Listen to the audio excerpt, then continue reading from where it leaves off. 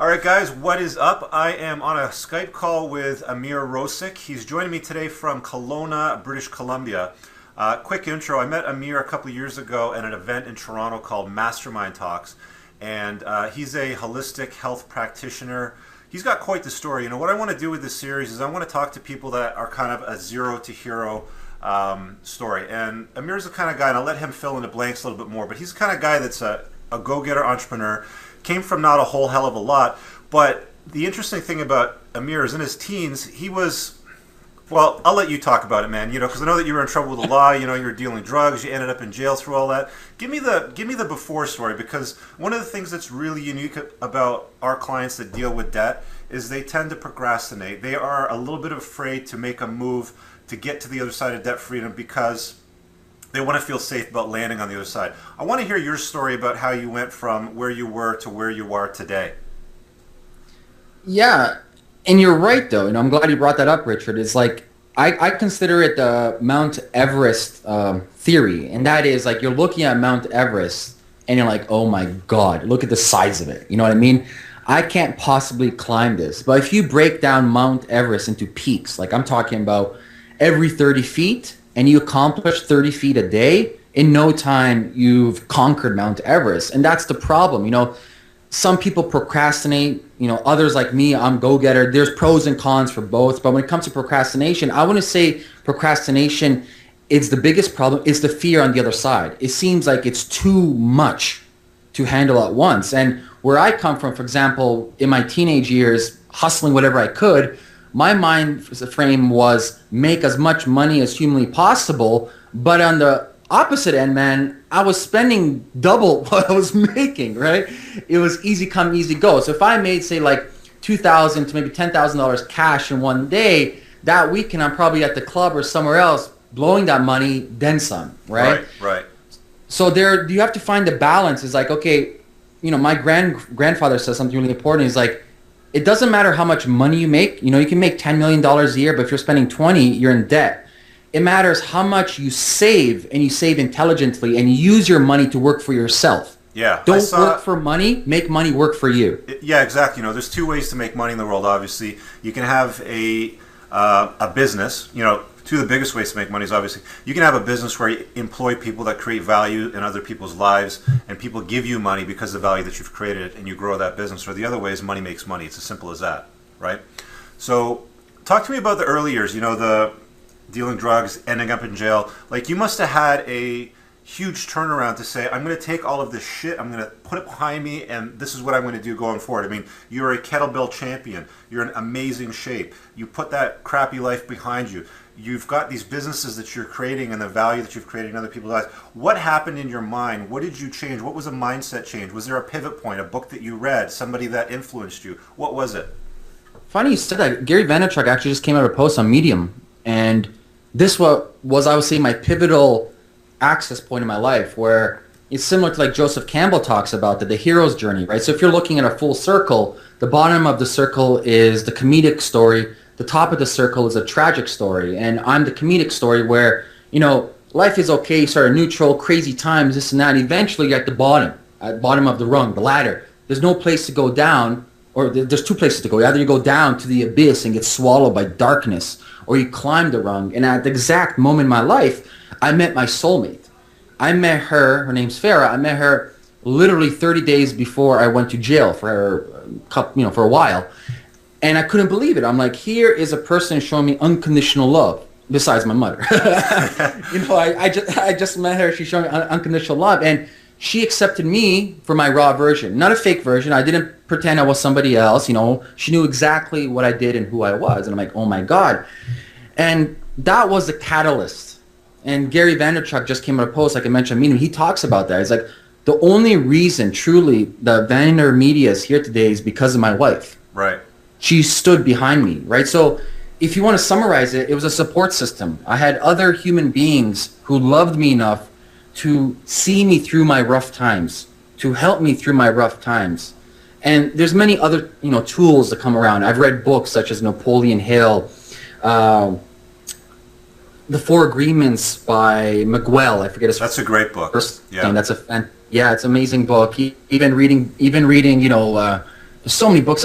Anthony Robbins, Awakening the Giant Within. So these books started stirring information and knowledge in me. And I came to a point I realized this, Richard. No matter what I do, whether it's good or bad, I'm putting my time, my energy into it. No matter what. Either it's good or bad. Like to hustle, people think it's not. Hustlers, they take more risk than regular entrepreneurs because if we get caught, we're going to jail for a very long time. Some of the things you do, decade, 20 years, 30 years, 40 years, right? Right.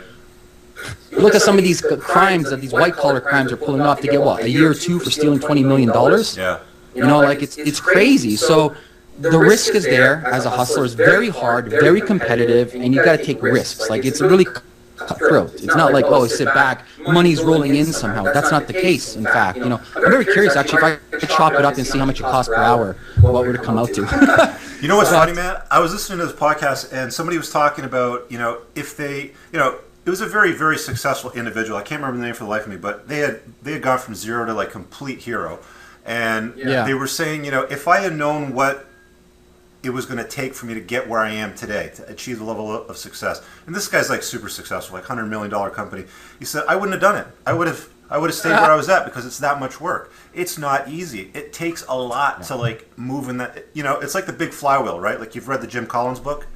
Oh, yeah. How do you get the flywheel to move the big heavy flywheel? You got to push it. It takes a lot of effort. Once it starts moving, then it gathers momentum and it goes and it goes and it goes, right? It's the same thing with everything in life. It's a very, very good point. Strong, very, very powerful. Talk to me about your philosophy on money. I mean, do you have any advice for people dealing with debt or money management issues? A lot of people don't really understand personal finance. We can partially blame the school system. We can partially blame parents today.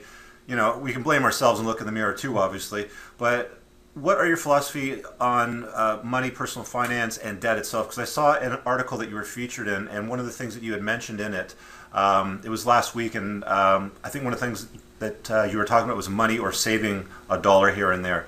Talk to me about that, man. Yeah, so that's something new I picked up maybe like 4 or 5 years ago, and it wasn't always like that. So, for example, in my hustling years, like I mentioned, I made a lot of money, but I spent a lot of money. I did do some small investments such as real estate, which was good, but that was because I got mentored and coached by somebody else. That wasn't my own thoughts. Someone advised me. I had an advisor to tell me that. So what I talk about right now... Why did you listen to him when he gave you that advice to move the money there? It made common sense because at that stage in my life, all I cared about was making more money. Right? So he came to me at the exact time in my life where I didn't care about anything else but making money, and he gave me this opportunity, and it was simple. It wasn't complicated. It's not like, Ameer, you have to do this, you have to do that. No, it's like, you put your money here, in 4 or 5 years, it can be worth this. It's not a big investment, etc., but the ROI is huge. It was like a rainy day fund. Yeah, well, he talked to me on a real human level. It wasn't complicated. It wasn't talking about analytics. It wasn't talking about future projection. None of that shit. It was straightforward. And the thing about real estate, it's not like stock market. It's tangible. Like, I'm standing on the property I own. Yeah, man. Yeah. I can touch it. I can feel it. Like, with me, I don't play around with stock market because I don't understand it. I can't touch it. I can't feel it. I feel, this is just me. I'm just biased. I can't grasp it.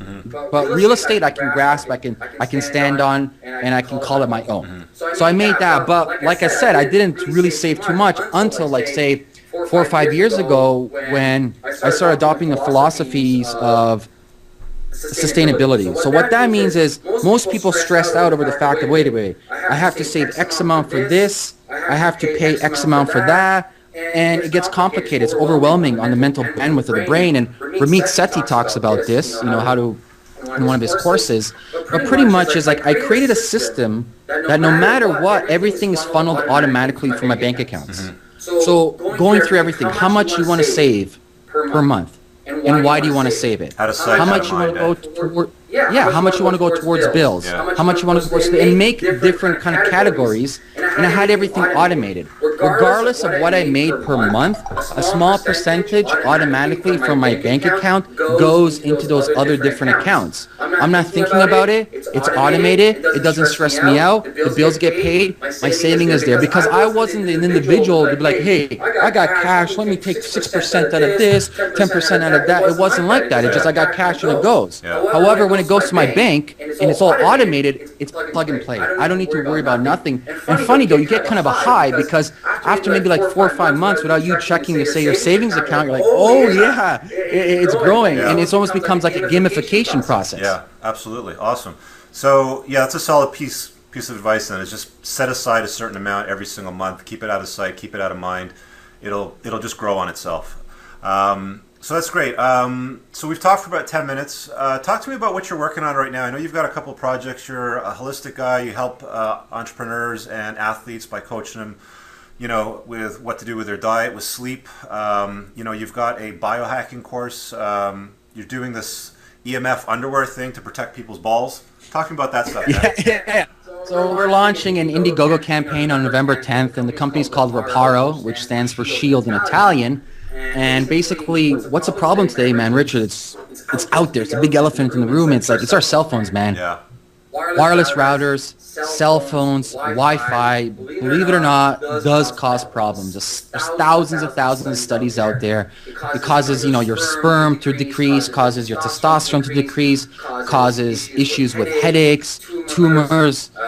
Some even say possibility for cancer, but not proven, definitely, but possibility. So the studies are there. It just causes a lot of pain for the human body. Now, you and I, we live in a technology world. I'm not going to tell anybody to not use your cell phone. I need my cell phone. Yeah. That's the bottom line. I like technology, right?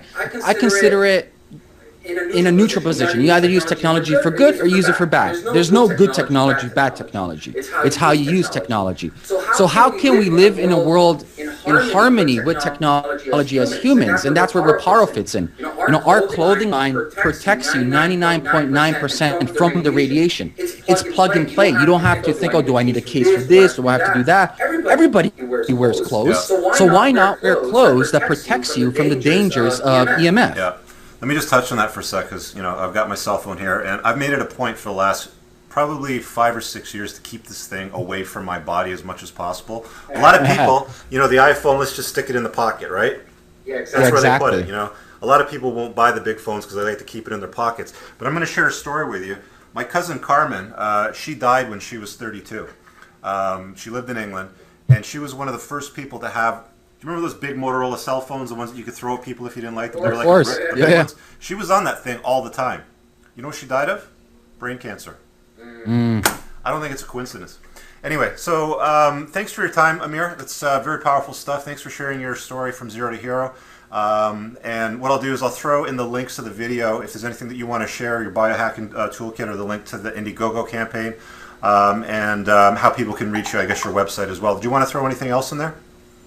Just those two. My website, AmeerRosic.com, and the pre-launch to the Indiegogo, just RiparoClothing.com. You got it. All right, man. Thanks a lot for your time. We'll talk to you later, right? Likewise, Richard. Have a great day, bro. Okay.